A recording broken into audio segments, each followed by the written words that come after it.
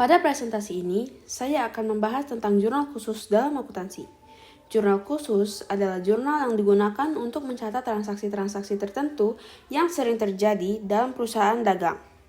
Materi ini akan membantu kita memahami fungsi setiap jurnal dan bagaimana perusahaan mencatat transaksi sehari-hari dengan lebih rapi.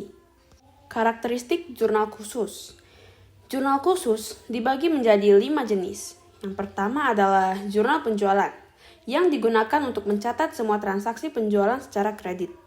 Yang kedua, jurnal pembelian, yang digunakan untuk mencatat pembelian secara kredit. Selanjutnya, ada jurnal penerimaan kas, yang mencatat semua penerimaan uang tunai perusahaan. Kemudian, ada jurnal pengeluaran kas, yang digunakan untuk mencatat semua pengeluaran uang tunai. Dan yang terakhir, ada jurnal umum, yaitu jurnal yang digunakan untuk mencatat transaksi yang tidak bisa dimasukkan ke 4 jurnal sebelumnya. Jadi, tujuan utama jurnal khusus adalah membuat pencatatan lebih efisien dan terstruktur. Slide ini menampilkan daftar transaksi dari toko sembako Rakajaya selama bulan Januari 2021. Semua transaksi ini nantinya akan dimasukkan ke jurnal khusus sesuai jenis transaksinya. Jadi, dari daftar transaksi inilah kita bisa menentukan mana yang masuk jurnal penjualan, jurnal pembelian, penerimaan kas, pengeluaran kas, dan mana yang harus dicatat di jurnal umum. Untuk jurnal penerimaan kas, kita mencatat semua transaksi yang membuat kas perusahaan bertambah. Contohnya, penerimaan uang dari penjualan tunai, penerimaan dari piutang, atau setoran modal dalam bentuk uang tunai. Pada slide ini sudah ditunjukkan format jurnal penerimaan kas toko sembako Rakajaya untuk periode Januari 2021. Berikutnya adalah jurnal pengeluaran kas, yaitu jurnal yang mencatat semua transaksi yang menyebabkan kas berkurang. Contohnya, pembayaran beban, pembayaran hutang, pembelian tunai, dan transaksi lain yang menggunakan uang tunai. Formatnya sudah ditampilkan pada slide, lengkap dengan kolom-kolom yang dibutuhkan. Slide selanjutnya adalah jurnal pembelian.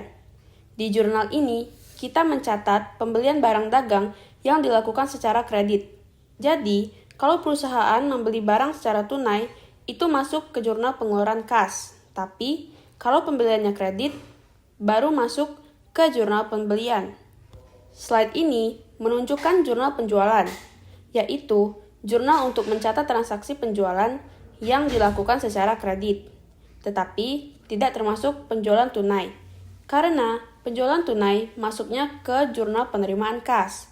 Jadi, jurnal penjualan hanya fokus pada penjualan kredit saja. Berikutnya ada jurnal umum. Jurnal ini hanya digunakan untuk mencatat transaksi yang tidak cocok dimasukkan ke jurnal khusus lainnya.